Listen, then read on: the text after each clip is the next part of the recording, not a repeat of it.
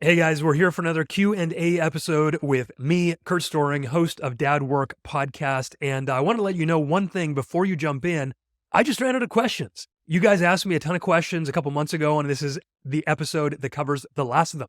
So I'd love to hear your questions for new episodes. I think these AMAs are really good. The Q&A episodes we've done have had great feedback, and I want to hear more of your questions so that I can answer them directly and hopefully make this podcast even more valuable. If you have a question that you want me to answer, why don't you hop over to dad.work/AMA. That's dad.work/AMA, and that will redirect you to a form that's got an area for you to ask a question, and I will get to all of these on future episodes. Thank you guys very much. Ask a question, dad.work/AMA.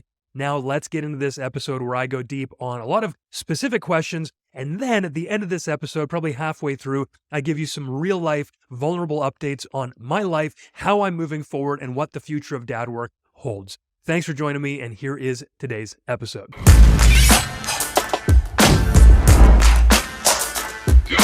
Fellas, welcome back to the Dad.Work Podcast. It's Curt Storring. And what we're going to do today is do a little bit of Q&A, probably a little bit of personal share as well. There's a new version of Dad.Work coming through, I think. So we're going to talk about that today. But let's just jump into some Q&A. I had you guys send me a bunch of questions a while ago, and we'll try to perhaps get through the rest of them. We'll see how much we go. But I'm just going to jump right in. Hopefully this will be useful for dads, husbands, family leaders. First question, how do you get a wife/family to subscribe to more structure, particularly around after school/evening routine, such that family is going to sleep at consistent times and therefore able to wake up/be energized or prepared for life? Awesome question. And this is absolutely vital for all fathers and all families. In our lives, this is what we have done, and it's working extremely well. So being able to count on habits and routines and rhythms to allow people to know when things are happening such that it becomes normal, such that it just is one of those things people do, so you're not constantly having to harp on it. You have to be the one to set the routine. And then you have to realize it's going to take a long time, longer than you want. Not too long, I should rephrase it. It's not going to take a long time. It's going to take longer than you want for this to be the new normal. And that means that you have to be able to persevere through the hardship that's going to come when you try to enforce this new habit or rhythm or routine. And so a couple things I like to do. Number one is start around times that are repeatable. So bedtime, bath time, mealtime. These are things that happen at least once per day, with meals more than once per day. And you just pick one at a time and set a good boundary around it. So understand that you're going to need to train your kids to expect your expectations. You can't just be like, you better get out of bed, you better get out of the bath now, otherwise all these terrible things are happening. And they're like, where did that come from? So you've got to give them an element of training. Make sure that, let's say you're going to be out of the bath by 7 o'clock so that you can start reading by 7:15. That is what our timeline is, so that you know, guys, I'm going to start enforcing this in a couple of weeks. And what we're going to do is practice right now to make sure that we can get out of the bath and get reading so that we don't have to miss it because it's too late or blah, blah, blah. We'd run out of time, and I don't want to have to rush and be frustrated. And mommy and daddy need some time when you guys go to bed so we can connect. And it's just going to be awesome. So here's what we're going to do. We're going to start for the next 2 weeks. We're going to move bath time back a little bit. I'm going to help you get out. And from now on, even if it's a hard time or whatever, I'm going to work with you. But in a couple of weeks, I'll let you know when we're going to really put this into practice. And once that happens, the consequences for not getting out of the bath on time are that we just have less time for stories. And if we can't start by 7:15, then there's just not going to be any time there. Or, for example, stories are hard because this is like one of the best places to really connect with the kids. There's some other natural consequence or punishment that will help to motivate them to doing the rhythm or the routine that you're looking for. So whatever that looks like to you, maybe it's more rush, maybe, whatever the consequence is for the child, make sure that's clear for both of you so that you no longer have to do any wondering. Like, oh, they're not getting out of the bath on time. I don't know what to do. I'm just getting angry now. I feel out of control. I feel powerless. And then you go into like punitive measures just because you're angry, not because they're good for anyone. So that would be my number one tip, is like pick a boundary and a consequence and slowly train over the course of a couple weeks, and then have a point at which you start actually enforcing the consequence. And when they push and they're like, well, daddy, this is the first day. Like, I don't have to trust you. I don't have to believe you. I don't have to listen to you. And you're like, oh man, I see that you don't want to get out of the bath right now. That's too bad. We're actually not able to read as long now, or whatever that is, right? And you just matter of fact, and they're like, no, daddy, no. Instead of being like, oh, okay, stop yelling, whatever. We're just going to, okay, fine, we'll read.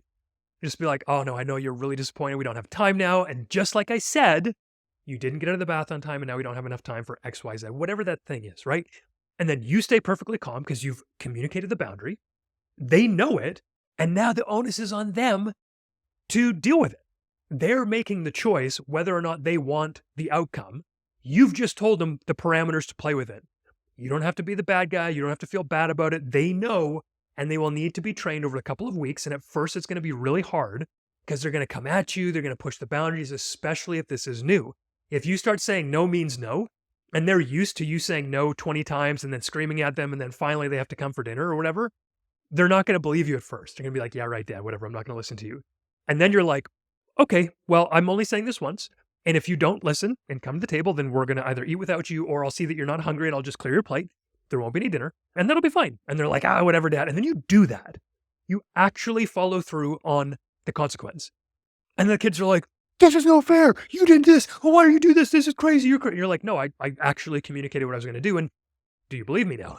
Right? Like that trust has to be earned. And that means you have to be willing to sit in the discomfort of doing the hard thing so that they learn the lesson that's going to benefit them in the long term. Is it going to suck if you don't get stories one night? Is it going to suck if they like miss a meal? Is it going to suck if they have to go and be alone in the room for like an hour? Sure. But it's going to suck way less than having people around you who do not follow a rhythm, do not respect you, do not know what obedience looks like, do not know how to set boundaries in their own lives and understand that consequences are real. All of those long-term consequences are way worse than a couple of weeks of you guys having fights or whatever. So expect that to be the case. Now, all that being said, you got to communicate this really well. As the leader of your family, you need to be encouraging everyone and motivating everyone to come along with you. You can't just be like, my way or the highway. We're good to go. You better listen. Otherwise, we're done. Your wife's going to be like, excuse me. Kids are going to be like, yeah, right, Dad. You have to be a trustworthy man of integrity that makes them want to follow you. So lay out the fact that you want to do this with your family and then tell them how you'd like to do it. Ask them if they have any suggestions or thoughts on how to implement this, and then be the one to lead. Make sure that you're explaining it to your wife so she gets it. Make sure to be the one who's taking action first. Have a lot of mercy and grace because it's probably new for everyone. And just understand that you're going to make mistakes and you'll have to tweak your boundaries and your consequences as you go, but that it's way better to have boundaries and consequences than not. Okay, these are so important. And this is why, like, if your kids wake up in the morning, you're like, oh, I can't do a morning routine. I'm like, bro, my kids know that 7:30, they can come out. But if they wake up at 6:30, they can go back to sleep. They can read in their bedroom. They can play Lego in their bedroom, whatever they want to do. But they can't come out till 7:30. Same sort of thing with bedtimes. We go to bed this time and we read stories for this amount of time and then stay in your bed. It's just very clear. And so my marriage is better because of that. My life is better because of that. Everybody's marriage and life is better because of that. So these are incredibly important structures and systems to put into place. And like I said, start repeatable, have very clear training boundaries, and then start to actually execute the consequence. It's going to suck over the first short term, but stay consistent. Same thing goes for bedtimes. If your kids are getting up every 5 minutes screaming, they need this, they need water, they need milk, whatever, you're just going to sit in front of their door for 2 weeks straight. You're not going to get any sleep, and that's okay because you'll survive, but you will train your child to sleep. And imagine the long-term payoff if you can suffer for like 2 weeks. That's why the ability to suffer for a reason is so important, why we need to build that discipline and that strength and that fortitude as husbands and fathers so that we can then lead our families by making the right hard choice sometimes, because a lot of us get in trouble because we're not willing to make the hard choice. We just want to make sure everything's easy. We want to make sure nobody's mad at us. As a leader, sometimes you make hard choices that nobody likes, and you're going to be okay with that because they're good for everyone. All right, hopefully that helps a little bit. The next question, how can a man learn to develop empathy and validation? Okay, so we talk about empathy and validation as two vital pieces of our communication formula. And this is so important in relationship with your wife, with your kids, with any human being actually. And empathizing and validating someone can actually take so much of the fire out of the room. If your wife's really mad at you, instead of being defensive and trying to fix it and all this kind of stuff, which is just going to elevate further, usually what someone's looking for is to be seen and heard. Okay, so how do you do that? Empathy and validation. What that might look like is your wife's really upset and you're like, babe, I hear you. You sound really angry right now. And that makes sense. Okay, so what you just did there is you empathize by saying you sound, it sounds like whatever the wording is, you're naming the emotion, which allows her to feel seen. And then you're saying, that actually makes sense. Like if I were you, if I was in your shoes, if I had your exact same life up to this point, I would also feel the way you're feeling now. Therefore, that does make sense. And if you can just hold that space and be like, oh, here's an emotion that you're feeling. Am I getting that right? Like, is there anything else I can do to help there? And then just, yeah, that makes total sense. I can see why you feel that way. Of course, you'd be feeling that way in this situation. That makes it makes so much sense. Those two things, empathy and validation, will go so far in creating a more connected marriage, a more connection with your kids. And well, how do you learn that? Well, number one, you have to know the emotions in your own life. You have to be emotionally masterful so that not only can you feel and not let your emotions take over in your life, but also so that you can then speak this empathy into your wife and kids' lives. So what does that look like? Well, you better start realizing that emotions are not so-called bad. They're actually just pieces of data. They're like the instrument cluster of your car. Show you how fast you're going, show if you need like a check engine, you need to go to the mechanics, show you when your gas is running low. That's what emotions do for you as a man. They're not bad, they're not wrong, they're not whatever. So many people judge emotions. It's so ridiculous. Like, oh, I feel this way and I shouldn't feel this way. Therefore, they feel bad about feeling this way. And it's like the shame and the guilt that comes from not knowing that emotions are just pieces of data is ridiculous. So understand that they're pieces of data. They're neither good nor bad. Start to understand the feeling tone in your body behind the emotion. Like slow down and get good at noticing your actual physical body, whether that's like scanning down your body just mentally in the morning, doing some deep breathing to sort of feel that physical body more, whatever that looks like. Exercising is really good for this and just noticing that connection to the body. And once you can do that a little bit, you have to learn the actual emotions behind them. And this can be really helpful to just increase your emotional vocabulary. There's a tool out there called the feeling wheel. Often I think it's a John Gottman or Gottman Institute resource. You can just Google Gottman feeling wheel. And that will give you like, I think it's 5 or 6 main feelings like angry, sad, happy, really basic ones. But then from that, it branches out and gives you like 6 more specific emotions. And from that, there's a third layer that gives you even more specificity, because when you can name an emotion, often you can tame the emotion. That is a cliche, name it to tame it. But it's cliche because when you name the emotion you've got, you're like, oh, this is the system that I'm in right now. I'm feeling this. That makes sense. Okay, I understand. You almost validate yourself just by knowing what you're feeling. And this is one of the most important things we can do for our wives and for our kids. It is our job as fathers to help them learn the emotional digestive tract that most of us missed growing up so that they don't have to suffer what we're suffering from. Because most of the problems we got, guys, most of the problems of the guys that I work with, they just never learn any of this stuff. They don't know how to deal with it when things are hard, when they are disappointed, when they are anxious, when they're upset and they blow up and they send everyone else away and they're really upset about it because they want that connection. They just don't know how. So don't give your child the same story that you have. Give them the ability to learn this by learning it on yourself first and then showing them. So journaling is really good on this as well. Learn the feeling wheel. Start saying the emotion that's coming up. So even like I talk about over communicating a lot with your family. Most men aren't communicative at all. And then they're like, I don't know why my wife's not connected to me because she has no idea what's going on in your life, bro. So start communicating. Just start sharing what you're feeling. Like, I think I'm feeling pretty anxious right now. And your wife's going to be like, oh my goodness, that's amazing. You actually name a feeling. But the more that you do this, the more that you're going to be able to understand what those feelings actually are so that you can then communicate them empathetically when someone in your family needs that. So you can't tell your son, oh, buddy, it looks like you're disappointed right now, if you don't know that the feeling that you have based on the thing around you is disappointment. Like you might be able to go, oh, you're angry right now. And that could be true, but it's not really seeing him. It's like, oh man, buddy, I know that you're disappointed right now.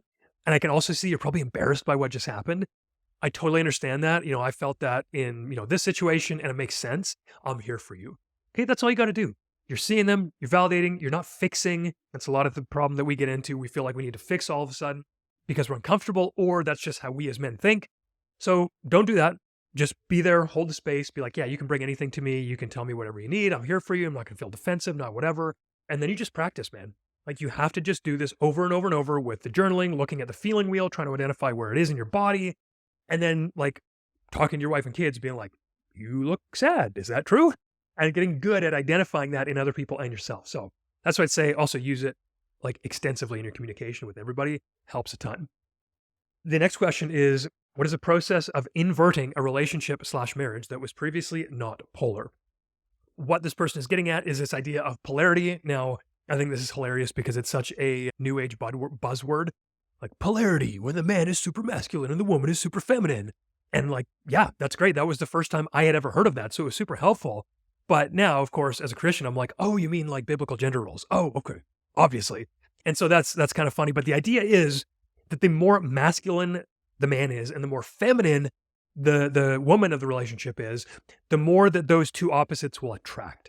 You're at opposite ends of the poles, and therefore, like a magnet, you're going to attract one another. So you are probably not looking, men, for a wife who is a hard charger, get shit done, type A, whatever, if that's who you are, because like you're just the same person. There's no fun there. And so even though you might be in your head like, well, actually, that is what I want, it's usually not the thing you're most attracted to. And it's not the thing that's going to have a long-term success in relationship because there are two people trying to fill the same role.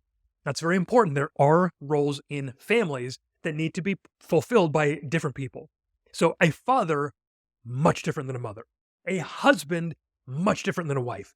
Parents, much different than children, okay? That's just the way life is. If you want to be the exact same in the middle of the poles and you're both working out of the home, you're both kind of doing childcare for your own kids, and you're both kind of cooking, and you're both kind of cleaning, and nobody has any distinct roles, things get very confusing, and people often drift apart and get divorced because they're like, well, this is stupid. What's the point of marriage? You're just like a worse version of me because you're fulfilling the same roles, but the other person is doing it their way, and you're doing it your way, and the only thing you can think of is, well, they must be an idiot, right? So if you instead are the man asking this question, and you want to become more polarized, then you have to start by leading. That means that you need to move over from the middle of the pole to being much more masculine. You have to figure out what masculinity means. That means taking charge. It means having a vision. It means moving forward. It means doing all the things to take full responsibility for the family. And everything stops and ends with you, or starts and ends with you in terms of like the responsibility, the buck stops with you, I should say. And so those are very masculine traits. You're protecting, you're providing, you're, taking risks potentially. You're the first one out of bed when there's a bump in the night, right? That is you. You're making decisions so that your wife can relax into her more natural feminine sense. Okay, so that's your role as a man. Now, if your wife has no idea what you're talking about here, you're going to have to bring her along. You can do that very specifically with like, hey, here's this polarity thing. Here's what I'm trying to do here. I know that you don't feel it right now, but it would be so good if we can each relax into more masculine and then feminine dynamics because we're going to be so much more attracted. And I know that being like a man, because here's the thing, guys, super not cultural take. The culture right now, feminism, has got so many women believing that the only way to be valuable is to be in the masculine polarity, to be a boss babe, to be crushing it in the workplace. And we've devalued motherhood completely. Well, what are the pinnacles of masculinity and femininity? Fatherhood and motherhood. So if your wife has been, I'll say brainwashed by the culture, as we all are to some degree or another, be very compassionate. It's not necessarily her fault. She probably didn't have a lot of leadership or guidance growing up to tell her that this was not the right way to go. And just carefully bring her into the reality that she's so much more valuable than like having a job or making money. That's ridiculous. Only she can be the mother of your children. Only she can provide that like softness in the home. Only she can nurture and care like a mother and a wife. And you need that. That is as equally as valuable and important as your role as a husband. And that has to be very crystal clear. Now, once that is the agreement, how do you then move into those poles? Well, like I just said, you start by being the man. You are the bay that her swirling storm of emotions can come into and be safe. So when she reaches out of the storm of emotions, for example, she's not just getting a handful of sand on the shore of your bay. She's noticing the rock, the solidness that you are, that you can take her at her worst so that she can give you her best. That means that she's going to be more emotional. She's going to be more nurturing. She's going to be more caretaking, and that is going to fulfill her way more than being an alpha boss babe is ever going to do. So that takes a lot of work. It takes a lot of reprogramming your belief systems, but it is so, so good and so worthy of being pursued. But again, guys, it has to start with you. If you want to be the leader, if you want your wife to be more feminine, you better start being more masculine and taking risks and taking chances and not being so scared of upsetting her and being like a little puppy dog, which is what a lot of guys who come to me are in that position. They're like, oh, I just want to make her happy. I just want to make sure she's not mad at me. It's like, bro, she's obviously not going to like you if you make her happy because you're not actually being a real person. You're just trying to make her happy, which is kind of pathetic, rather than knowing where you're going and knowing that your direction and your care is going to be so good for her. And it's not about getting her exactly what she wants all the time. That's not realistic. And if you do that, she'll actually start to resent you for it. She wants you to have a mission, but she does not want to be that mission. She wants to come alongside you and help you with that mission. So happy wife does not equal happy life. It equals terrible life. Do the right thing for the right reason. End of story. Don't do it so that she's happy. Like you can obviously make her, you should be wanting to make her happy. Let's just not confuse these things. But it's not your only aim in life. Your only aim in life is to lead well and do the right thing for your wife and kids and sacrificially serve. But you should also be making your wife happy during that, not as the only end goal, because then you lose yourself, then you lose your vision, then you lose your mission, and you become much more feminine, and she's no longer attracted to you. So hopefully that made sense. That's a big thing. There's a lot of stuff out there on polarity. Just be careful because a lot of it is like new age woo-woo garbage. But the general principle remains. Can you expand on the transition period from angry to peaceful? Yes.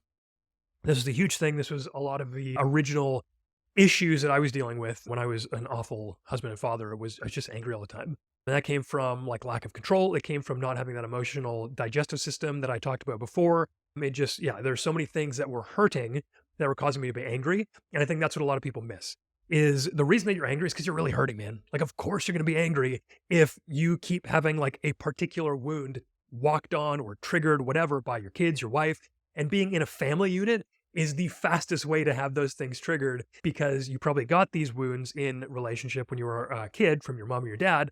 And now, of course, they're coming into relationship with your wife and your kids. They're triggering all this stuff in you. So that being said, what do? You have to make that. You have to, first of all, realize that's why it's happening. Also, a very normal reason for being angry is having your boundaries crossed. Like if you don't have any boundaries, you let people walk all over you. You're a nice guy. You don't stand up for yourself. You're like, oh, it's okay. I just don't want to cause a fuss. But you're like, oh, I hate it when this person does that. But I never say that because I don't like conflict. Of course, you're going to be angry. Like, duh. And then you bring it out probably on the people closest to you, which are your wife and kids. And you're like, why am I like the nicest guy everywhere else, but I'm an a-hole to my family? This is probably why. So the transition period is, first of all, a lot of the emotional stuff we talked about already.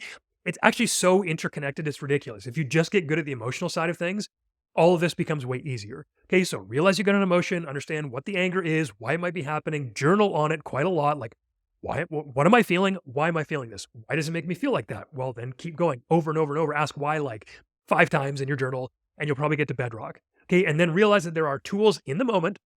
I like to break it up into 2 phases here. Okay, there's tools in the moment to stop you from being like the worst part of what's going on, which is to say, for me, I was like the worst part of my family's life. I was angry. I would scream. I would yell. I'd be scary. I'd just be like such a terrible person. Then I would feel awful and guilty and shameful. And I'd like disappear for a couple of days in the shame spiral. It was terrible. Okay. So understand that the first step is to stop walking on the broken leg. And here's the analogy. Okay. Imagine you have a broken leg and every time you take a step, it sends shooting pains up your entire body. You're probably going to be like, oof, ouch, ooh, ow. Every time you take a step, you're going to keep being triggered by the pain and you're going to keep reacting to the pain.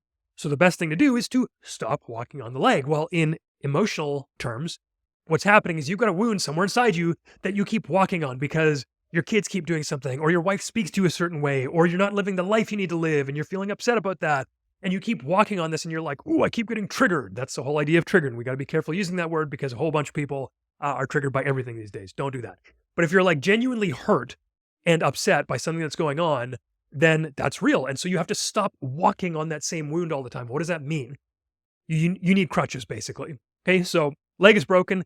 Use some crutches. Get off of the leg, bro. Stop hurting it. Now, it's not healed yet, but at least you're not actively making it worse. So what does that mean? You have to build tools in your life to stop you from reacting so angrily, even when you are angry. Things like learning how to take deep breaths when you start to feel that heat rise in your chest. Learning how to explain your emotions and the vocabulary behind that, like we talked about in the emotional validation and empathy piece of this podcast. Being able to journal your thoughts, having a group of men with whom you can share these thoughts so that they can give you feedback and you can express it because there's so much power in simply saying, I'm feeling angry right now. and then explaining what's behind that. That is absolutely vital. You need to be building things like having a morning routine that sets you up for success, learning some visualizations. Like I've got a visualization where I spent like months every single morning doing this, where I would visualize my wife and kids or something in the day triggering me. And then I would give the most charitable reason why. Well, they're probably hungry, or I'm not like being a good dad right now, or they're growing, or whatever. And then I would watch myself in my visualization responding perfectly, like getting down to their level, being like so calm, loving, empathizing, validating, just amazing. And I would play that over and over in my mind every single morning. And so that when it happened in real life, I was like, oh, I was expecting this. I've already gone through this today. And you actually start to act the way that you want to act based on the visualization. So be very clear in communicating this as well. Like, hey, babe, to your wife, for example, I just realized you might have understood this by now. And she's like, yeah, no kidding. And you're like, I'm really angry. And I don't know why, but I'm going to figure this out. And here's what I'm thinking. I'm going to start journaling. I'm going to listen to the Dad.Work podcast. I'm going to join like a men's group. I'm going to do whatever I need to do to start to make these connections and then build the tools around them. Like even if you're feeling super angry, take a breath, walk away for a minute, do like push-ups till failure, and then come back. You'll have released a lot of the energy because anger usually needs to come up and out. There are things like that I'm going to be trying, and I'd love your support. I know I'm going to screw up and it's going to suck, and I'm sorry for that, but at least I now have a plan to move forward. Tools and tactics. Yeah, there's a ton of stuff. We've got a course on anger. We talk about this a lot inside of our programs. And there are a couple of podcasts we've done on anger. There are books on this. A lot of them, again, come back to like emotional regulation and stuff like that, because you're probably angry because of something that happened in the past that is continually repeating now, that your ego defense mechanism that was created the first time around is being triggered by, even though it doesn't serve you anymore. Like, this is just how this works, okay? So you need to build an emotional digestive tract by doing all this stuff, paying very close attention to it, and then, hopefully just giving it over to God and praying about it a lot, because that is at the end of the day going to be the thing that actually fixes this. So hopefully that helps. It's a long process. Wives, please give your husband some grace and mercy on this, because he, wasn't trained any better, and that sucks. Next question. How can I learn to focus more on me? Well, this is a double-edged sword. On the one hand, don't, because we should all as fathers be sacrificially serving and helping our people get what is best for them. And in that, we are most fulfilled and therefore have the most purpose and therefore have the best lives. On the other hand, I have seen that if you are in that sort of nice guy syndrome, which we talked about briefly in terms of the happy wife, happy life, you do actually need to focus on yourself first for a period until you understand who you are, and then you can start serving better. And so a lot of the guys who work with us, they're not actually sure about their identity. They're not confident in what they want, who they are, what they're allowed to have, so to speak, and they're quite passive. And so what we need to do then is rebuild that identity. Like, bro, who are you? What do you actually want out of your life? Imagine that like your mom, your dad, your peers, nobody else is making any determinations right now. What do you want? How are you going to get that? What does that look like? What are your values? What's your vision? What are all these things around the outside of this question, so that you can actually be a solid human being? Because if you don't know who you are, you'll start to take on little bits of everyone else, and you will never actually be that solid person. People like the feeling of that. I almost see it as though there's a lot of guys walking around with like apparition-like bodies, right? There's no solid structure to them. They don't have firm boundaries on where they stop and where the world starts. And so what happens is like the wife comes in and her emotions start to dictate how he acts. And then the kids come in, their emotions start to dictate how he acts. And he starts thinking about all these other people, but because he doesn't have a solid identity, he's not a trustworthy person to deal with any of that. And people just get pushed away because of it. So if you know who you are and you're totally solid on that and everything's awesome, you know exactly where you're going as a man and a husband and a father, stop thinking about yourself. Think more of other people. If you don't know who you are, do some work on that. Don't stop serving, but do some work on yourself first so that you can then die to self. Because here's what I've learned. Maybe this is true, maybe it's not, but at least it makes sense for me. In order to die to yourself, which we're called to do in scripture, you have to know that there is a self. You can't die to other people's selves. You have to know very clearly who you are, that you are a sinner, that all of these personal responsibility things, so that you can then die to self. I think that's how it works anyway. That's what I've experienced. Who knows? What else we got here? We have got, how can I rekindle the sex? That's a great question. Scott and I, on my podcast a number of episodes ago, I think it's entitled The Golden Key to a Better Sex Life or an Intimacy Life or something like that. Just go listen to that podcast. It's like, 10, 20 something ago in the Dad.Work Podcast. So Apple, Spotify, wherever you're at, literally go into the app, click on the Dad.Work Podcast, scroll down to see Scott. I think it's Scott's been on 4 times, I think, now, so I think it's the second one we've done together. That's awesome. Basically, there's a lot here. Start doing all the things we're talking about in terms of like being a trustworthy man of integrity, who has an emotional digestive tract, who can lead and be masculine, be able to empathize and validate, and then understand, guys, that foreplay should be a 24/7 thing, not a 5 minutes before you want to have sex thing. And just like always be trying to build intimacy. Just because you're not having intercourse doesn't mean you can't build intimacy. And it's very important. And most people, especially in our modern culture, don't understand that. They're like, well, I'm ready to go. Guys have to understand most women have to feel emotionally safe and connected first before they're wanting to have physical intimacy. Men, it's typically the other way around. We get the emotional intimacy by having the physical intimacy. Now, guys, we are the leaders. It's easier for us to flip the switch than it is for our wives, and therefore we must be the ones to lead. You need to be able to make her feel safe, seen, soothed, secure in her attachment to you emotionally so that she is so ready to be intimate with you physically because of the emotional connection. Okay, so that all of that stuff, becoming an amazing man, husband, and father, emotionally regulated, all that kind of stuff. And then just being an awesome lover by being interested and holding space and like flirting without any expectations of reciprocation. And, all of that kind of stuff that goes into it, just steep your life in that. And so when the physical intimacy actually comes, it's just like, man, we're so ready for this. We've been waiting for this every moment we're looking for this, but like sometimes it works, sometimes we don't have time. So that when it actually comes, it's just so amazing and connective. But yeah, go listen to that podcast. That's probably a lot better. All right. What else we want to talk about here? We'll dive into something. I don't know if I'm going to keep this in or not, but we'll just start talking. So the last month or so have been harrowing experiences for me because I feel as though God has really been testing my identity. And my identity is very much wrapped up in what other people think about me, and not so much for like a attention or an approval seeking, but actually like a disapproval avoiding way. And it often goes into what I can do, how hardcore I am, what other people think about me. And it just came to a head probably last month where I'd hired a coach, and I've done this a number of times before because I'm like, look, this work is so good. The guys in our brotherhood are getting such good, amazing results. This is a business as well. So like, I got to provide for my family. So I hired a coach because I was like, oh, this guy's got a sweet system. I'm going to start doing this system so that I can reach more men, so that we can get more guys inside the program, change more lives, and have a more successful business. Awesome. Sounds good. But the thing is, because of my identity piece, which is to say, like, I want to do things ways that other people think I should, rather than what I actually want, I end up betraying my own values and what I want to do. And therefore, eventually, it is difficult for me to continue on doing that. So here I am trying to implement somebody else's system on my business for like the third time. You'd think I would have learned. And I think that's why it was so painful this time, is because God wanted to make sure that I did learn. And things are just feeling terrible. Like, I don't like the content style of this. I don't feel authentic. I don't love the fact that like we're trying to DM people and get them onto sales calls. Like, whatever. I know that's all normal business. And I know that like we change lives 100%. I am so certain of our products, but it just wasn't me. And I was like, oh, well, too bad, bro. Like, suck it up. And the problem is, I am really good at sucking it up. Like, my specialty is doing more when nobody else can. And that's like something that I pride myself in, is how excellent I can be all the time at everything and give more and more and more and more and more and never feel the pain of it. It's a superpower, but it's also a major detractor in my life.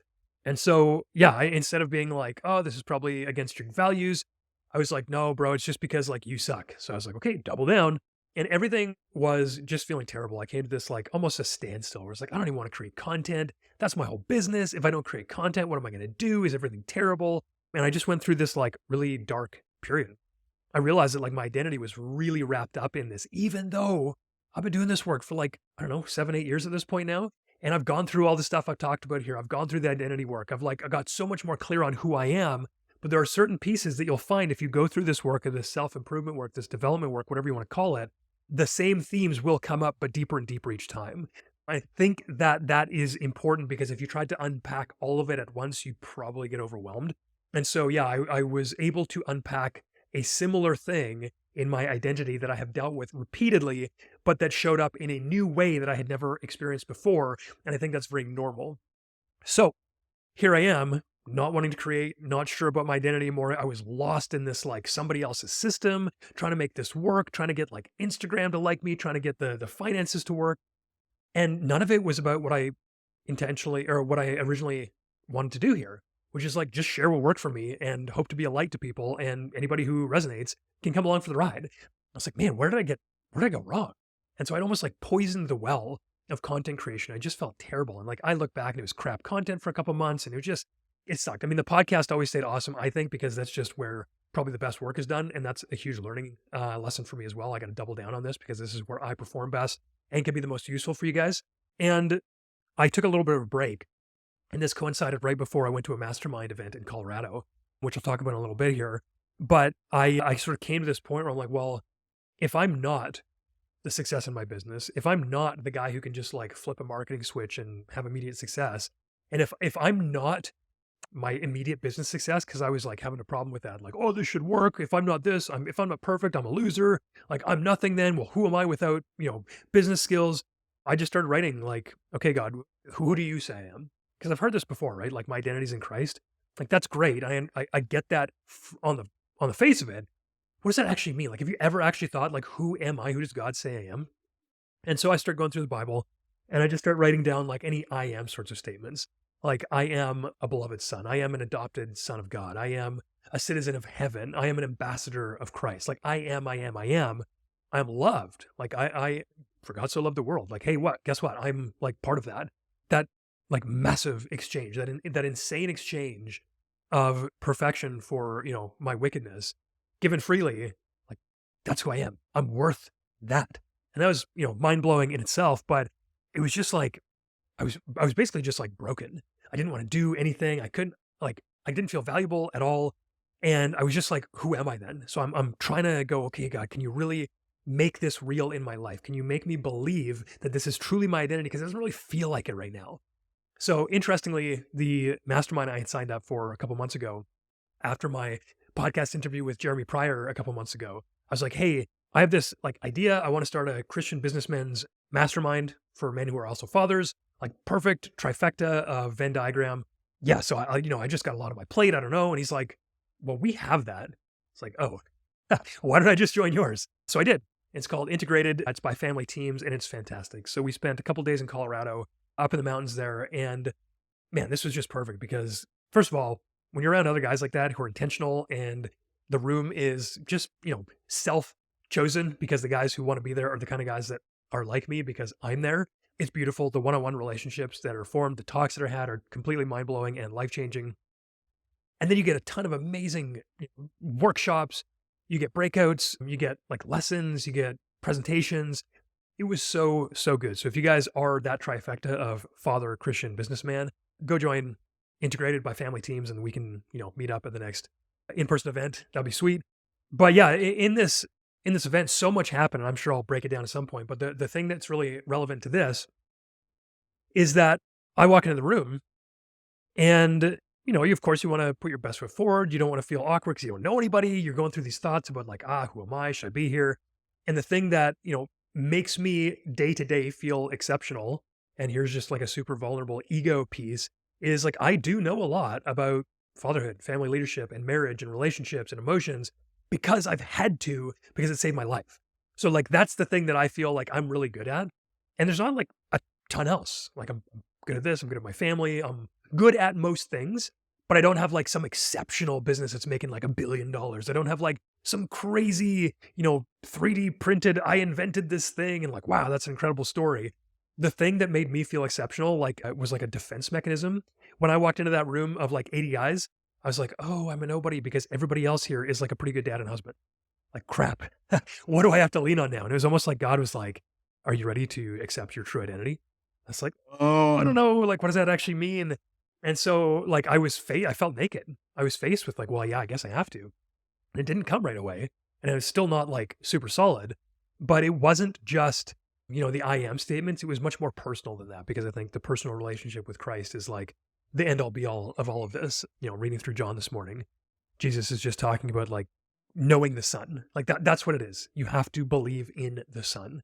Anyway, that was very challenging, but it was even more specific than that. It was like, I am the talents and the gifts and the personality that God gave to me.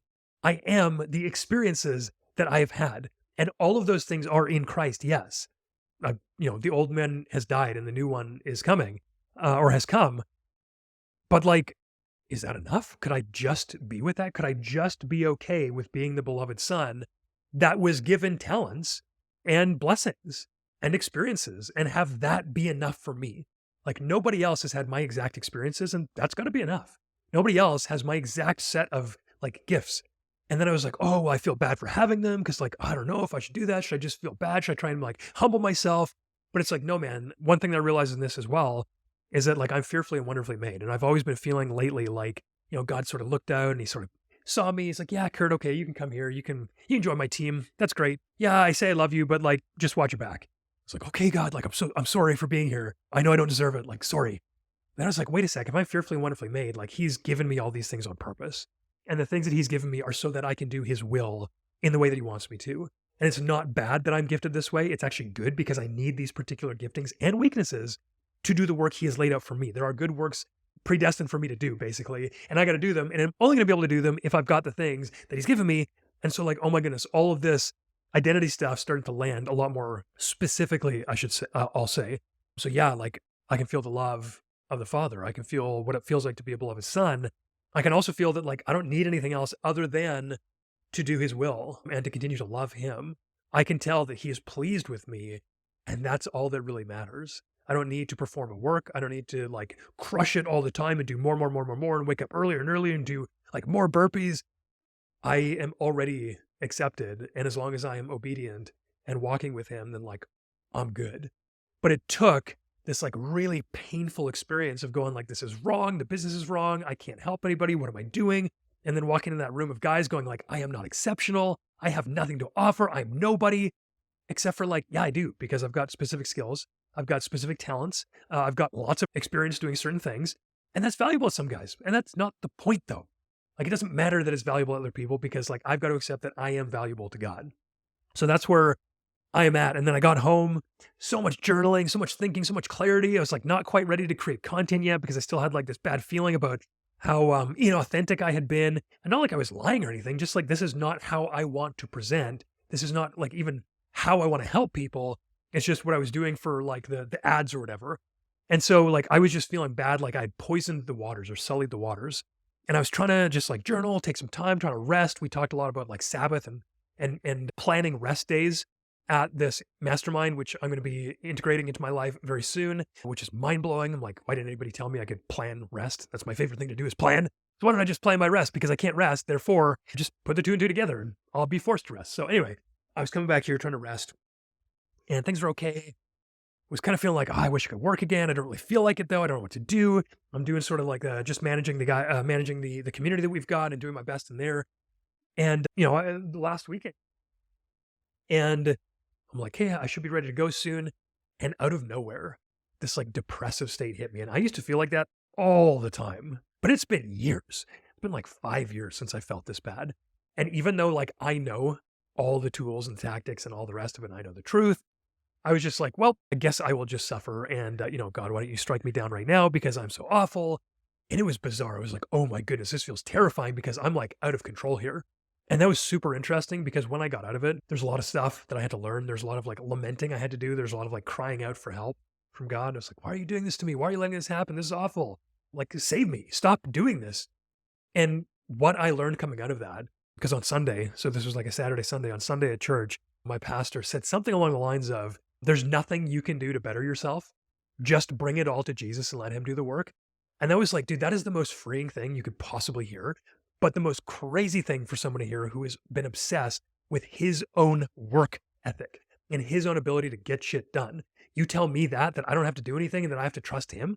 Like, bro, first of all, that's so hard to trust someone when you've only been able to trust yourself your entire life. And second of all, to let go of the trust of yourself and trust that somebody's going to like be there for you. Cause that's never been the case for me. But it was like, bro, I've been trying to do this all in my own power. And I can do all things through Christ who strengthens me. But like, that wasn't my mindset. I was like, I can do all this. And like, I don't know why nobody else can, but like, I can just like suffer more and do more and like succeed at everything. And it's just all on me. It's like, oh, I can do nothing outside of him. And so I really think now that God was letting me go through this like really terrible time to show me that like, even though I can control like so much around me because I have these talents, I can't control when like he allows a depressive state to come over me. I can't control other things happening in the world. And it was like this final straw. And this won't be the final straw. There will be so much more of this work to do because I am a, wicked human at the core, or my old self is a wicked human, and it will keep trying to come up. So I won't say it's the last word on this last straw. But I just came to this understanding that, man, I can do nothing. Between the pastor said, everything I've been feeling, my identity, like I can literally do nothing without Christ. It says somewhere, I was reading this the other day and I'm going to forget this now, maybe 2 Corinthians, where, maybe it's John. He's talking about, I think it might have been John, where he's talking about, because he talks a lot about light and dark. When you're pursuing the truth, you'll find light. And when you're in light, it'll reveal that all the good things you've done have been like by God or through God or something like that. And it's like, oh, that's so interesting. Like all these things that I think are mine are actually gifts from God, are actually things that he has given me such that I could then do the good works he had prepared for me. And therefore, like, there's literally nothing I can do with it. So he's got to be the CEO of my business. He's got to be like the CEO of my life. I got to keep moving forward because he's given me certain things and certain desires and certain dreams. Those are also from him. I've got to be good at silencing the enemy's voice to make sure I'm not being tricked. I've got to be in the word all the time to make sure I know what the voice of God sounds like. But the moral of the story is like, man, I think he meant to break me so that I could take him on as my identity rather than me, because I will always let myself down. That's very hard for me to say because I have been the only one who's never let myself down, except for the points where I let myself down all the time. But I let myself down in ways that nobody else did. And I also was able to hold myself up in ways that nobody else could. And so I just had to realize that I'm always going to fall short. And if I truly want what I say I want, then like, if there's a perfect, holy Father out there whose ways are better than mine, why am I trying to do it my way? He's like, hey, if you just do it my way. And that always confused me too, because I was like, God, what do you mean give up all of me for you? Like, that seems super spiritual. I don't know if I just want to do your stuff. I don't know if I like just want to worship you. That kind of like, I don't know, man. I want to do my own stuff. Like, that seems like mean that you would want me to die to self to have you. And it's like this last weekend or whatever, it's really clicked that actually that is like, he wants the best for me. That's not like a punishment. He's like, bro, you're a human and you've got all these things that like kind of suck. And you've experienced that they kind of suck when you rely on them. Why don't you put me on instead? My stuff doesn't suck. And it's in fact my perfect will for you. Like, oh, mind blowing. So why don't I take on that identity and ask, Lord, are you pleased with me? Am I a good and faithful servant right now? And if I'm obedient, if I'm walking with him, the answer is going to be yes. And like, I was worth dying for. I was worth that substitutionary sacrifice. And that's where I'm trying now to place my attention in my own identity. So I wanted to update you guys on that. It's going to mean some changes with dad work. I don't know exactly what that's going to look like, but I am going to start doing only what I want to do and talking only about what I want to talk about. And if that's not the perfect business path, I'm not going to care anymore. And if you don't like it, person listening, I don't care. Because do I want to help every guy? Of course. And that's been part of my problem is there's a bit of a savior complex because I want to be all things to all people. But in doing that, I stop being something for some people and I just don't get the impact and I don't get the reach. And then I start feeling bad because I'm like overextending myself. I'm getting very clear now on what we do here. The dad work vision is going to be a much more positive vision, almost like a team. I want us to be a movement. I want us to be almost like something we can add to our identity is like, yeah, I believe in the dad work ethos. Like I am working to become a good role model so that I can be the tip of the spear to make the path behind me better for my children. Like that's where we're going here. I think we need to be great role models because it's almost like a generation or two. There's almost none. Look, maybe I just don't know them. There are a lot of good men in that generation. I cannot say that. I've got to be very careful what I say here. But the men that I work with, most men today have no history of a good father figure or male role model. And so it's no wonder that it's hard for us because we never learned, like I said before, the emotional digestive system, the how to be a good husband, the how to sacrifice, the how to build your identity, the how to be a family leader and be relationally adapt and emotionally adapt and all these things. We never learned them, but these are things that should have been passed down. And so what do? We can continue in our own ways that we never learned and take no responsibility and pass them on to our kids. And then guess what? We have just burdened our children with our pain. And we're already carrying our father's pain and his father's pain if they never dealt with it. So we as fathers will be doing the work to learn how to be a great man, husband, and father and family leader so that we can defend them. Because there's some evil, crazy stuff going on in the world right now. And I know eternally we win, but I also don't want to just like lie down and be like, oh, it's okay, kids and wife. The culture's coming after you, but like we win in the end. I think like I'm called to also defend my family and to lead them and to raise them up in the way they're supposed to go and to, admonish in the way of the Lord. What is that verse? I can't remember what it is, but it's like, I am supposed to be doing these things to defend them. And I look around, there's not a lot of guys doing that. I've been given a very particular path in life that has allowed me to both learn all of this stuff as a first generation, like good dad, so to speak, and now a first generation Christian family leader. And I want to create more good role models for my kids, for your kids. I want to turn dads, particularly believers, into amazing, strong family leaders. And that requires that we know all the stuff we've talked about in this episode. We're going to need to know the emotional side, the leadership side, the masculine side, the skills. We're going to need brotherhood. We're going to need accountability. We're going to need good habits. We're going to have to do that together.